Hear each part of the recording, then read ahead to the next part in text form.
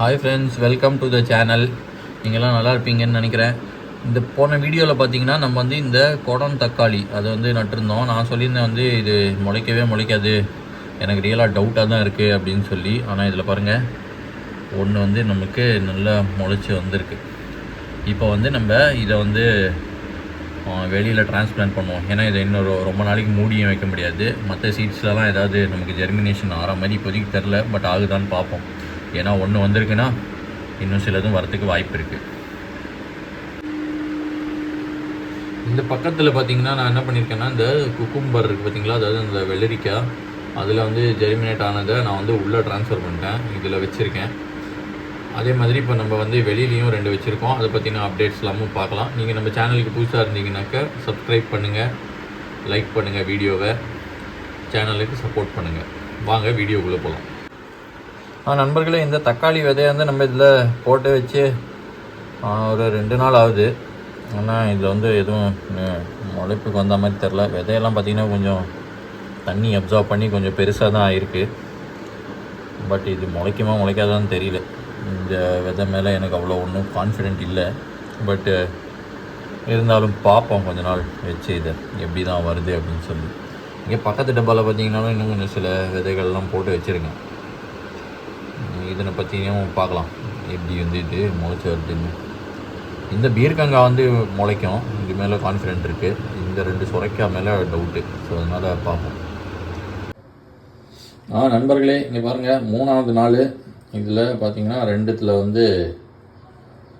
Sprout ஆகிடுச்சு, அதாவது முளை விட்டுருக்கு 2 விதையில் இந்த கும்பரில். ஸோ நல்ல விஷயந்தான். இப்போ இதை ஒரு டப்பாவுக்கு நம்ம மாற்றுவோம் மண்ணோடு சேர்த்து.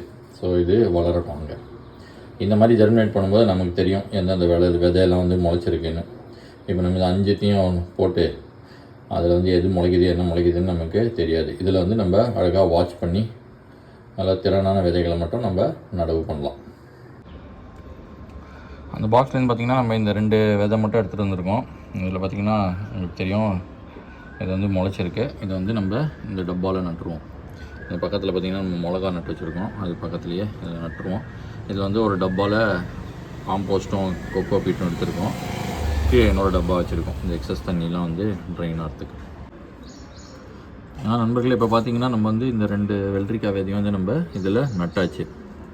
இது எப்படி வளருது அப்படின்னு சொல்லி நம்ம அடுத்தடுத்த வீடியோக்களில் பார்க்கலாம்.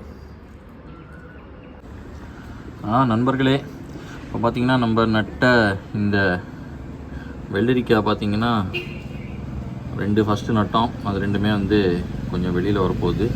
ஒன்று அப்புறமா துளிர் விட்டுச்சு, அதையும் நான் நட்டுருந்தேன் இல்லை. இப்போ பாருங்கள், நம்ம கையில் இன்னொன்று கிடச்சிருக்கு. இது பார்த்திங்கன்னா இதுவும் துளிர் விட்டுருக்கு. இது பார்த்திங்கன்னா ஆப்பிள் காட், அதாவது தமிழில் என்ன சொல்லுவாங்கன்னு தெரில. ஸோ இதையும் நம்ம இப்போ நடப்போம். பார்த்துக்கிட்டிங்கன்னா இதில் நம்ம நட்டாச்சு. 6 விதை போட்டால் இதில் 4 நல்லா முளைப்பு வந்துடுச்சு. அதனால் இந்த விதைகள்லாம் ரொம்ப ஓகே தான். இதில் பார்த்திங்கன்னா நம்மளோட மிளகா இருக்குது, இதுவும் இன்னும் வர ஸ்டேஜில் தான் இருக்குது. இந்த இதையும் நம்ம இதில் நட்டுட்டோம். ஹலோ ஃப்ரெண்ட்ஸ், இன்றைக்கி கார்த்தால் பார்க்குறேன் இந்த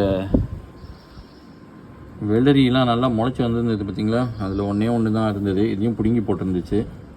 மீதி எல்லாத்தையும் பார்த்திங்கன்னா பறவை அட்டாக் பண்ணிடுச்சு. நீங்கள் கீழே பார்க்கலாம், நீங்கள் எல்லாத்தையும் பிடுங்கி போட்டுருச்சு. சரி, பரவாயில்ல. அதனால தான் எப்பயுமே இந்த மாதிரி ஒரு மூடி போட்ட டப்பாவில் வைக்கணும் நம்ம, வித் மேலே ஹோல்ஸோட. இதெல்லாம் நமக்கு ஒரு லேர்னிங் தான். இனிமேல் அடுத்த வாட்டி பண்ணும்போது நம்ம பண்ணலாம். பட் இதில் இருக்கிறது அப்படியே தான் இருக்குதுன்னு நினைக்கிறேன். சரி, பார்ப்போம் நம்ம என்னென்னு. இந்த ஒன்று கீழே இருந்துச்சு, இதை எடுத்து நான் இப்போ திரும்ப மறுபடியும் நட்டுருக்கேன். பார்ப்போம் என்ன ஆகுது அப்படின்னு சொல்லிட்டு. இதுவும் காப்பாற்ற முடியலனாக்கா வேறு ஃப்ரெஷ் பேட்ச் ஆஃப் சீட்ஸ் போட்டு நம்ம இதை உள்ளே வைக்கணும், இல்லைன்னா இந்த மாதிரி மூடி போட்ட டப்பாவில் வைக்கணும். சரி, பார்க்கலாம் எப்படின்னு. ஆகையால் நீங்கள் பார்த்தீங்கன்னா இந்த ஜன்னல் ஓரத்தில் மறுபடியும் ஒரு 5 விதை அதே பேக்கெட்லேருந்து எடுத்து இங்கே கொஞ்சம் காயறதுக்காக வச்சுருக்கேன். இது மறுபடியும் நம்ம நடுவோம். நல்ல வேளை அந்த பேக்கெட்டில் ஒரு 10 சீட்ஸ் கிட்டே இருந்தது. நமக்கு எப்படியும் ஒரு 2லேருந்து 3 செடி இருந்தால் போதும்.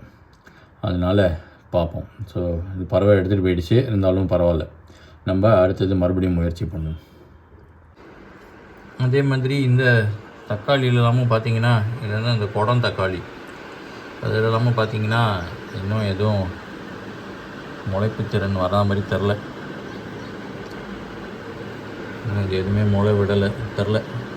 இது வந்து சீட்ஸு ப்ராப்ளமா இல்லை என்னென்னு இன்னும் ஒரு 1 or 2 days இதை பார்ப்போம். பார்த்துட்டு இல்லைன்னா வேறு வெரைட்டி ஆஃப் தக்காளி வந்து நம்ம இதே மாதிரி முளைப்புக்கு வைக்கலாம். ஏன்னா நமக்கு தக்காளி வந்து கண்டிப்பாக தேவைப்படுது.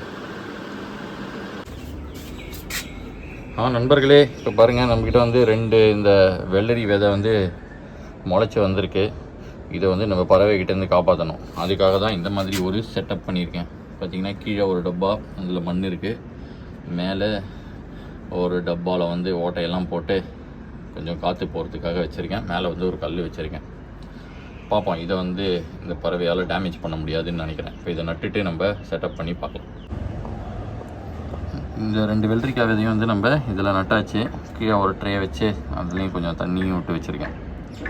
இப்போ இதை வந்து நம்ம கவர் பண்ணி வச்சுருவோம்.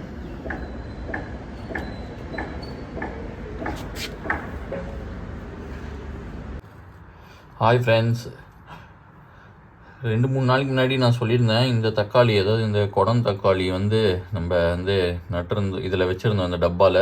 இது வந்து முளைக்கவே இல்லை அப்படின்னு சொல்லி, இது மேலே எனக்கு பெருசாக நம்பிக்கை இல்லை அப்படின்னு சொல்லியிருந்தேன். ஆனால் இன்றைக்கி பார்த்தீங்கன்னா என்னையாடா நீ நம்ப மாட்டேன்ற அப்படின்னு சொல்லி ஒன்று பார்த்தீங்கன்னா இதோ முளைக்கு வந்திருக்கு. பக்கத்தில் இருக்கிறதும் எனக்கு தெரிஞ்சு வரப்போகுதுன்னு நினைக்கிறேன். இப்போ இதை வந்து ஒரு டப்பாவில் வந்து நம்ம நட்டுடலாம். இப்போ பாருங்கள், இந்த தக்காளி செடியை வந்து நீங்கள் பார்க்கலாம். இப்போ இதோட வேர் வந்து காயத்துக்குள்ளே நம்ம சீக்கிரமாக இதை வந்து நட்டுருவோம். இங்கே ஒரு டப்பா வந்து ரெடி பண்ணி வச்சுருக்கோம், இதில் நட்டுருவோம். நம்ம யூஸ்வலாக பண்ணுற மாதிரி இந்த ட்ரேயில் வந்து கொஞ்சம் தண்ணி வச்சுட்டு இந்த கப்பில் வந்து இதை நட்டுருக்கோம். இப்போ வந்து நம்ம இதை பறவைகள்கிட்டேருந்து காப்பாற்றுறதுக்காக இந்த மாதிரி ஒரு டோம் வச்சு மூடிடுவோம். ஏன்னா நமக்கே வந்து அத்தி பூத்தா மாதிரி ஒரே ஒரு தக்காளி தான் இதில் முளைச்சிருக்கு. அதனால் வந்து நம்ம இதை வந்து கொஞ்சம் இதுக்கு ஸ்ட்ராங்கர் ஆகி பெருசாகிற வரைக்கும் இதை கொஞ்சம் காப்பாற்றி ஆகணும். அதனால் இதை மூடி வச்சுருக்கோம். இது பார்த்திங்கன்னா ஒன்றும் இல்லை, மேலே ஒரு டப்பாவில் வந்து நிறைய ஹோல்ஸ் போட்டு அதால் இதை கவர் பண்ணி மேலே ஒரு வெயிட் வச்சுருக்கோம்.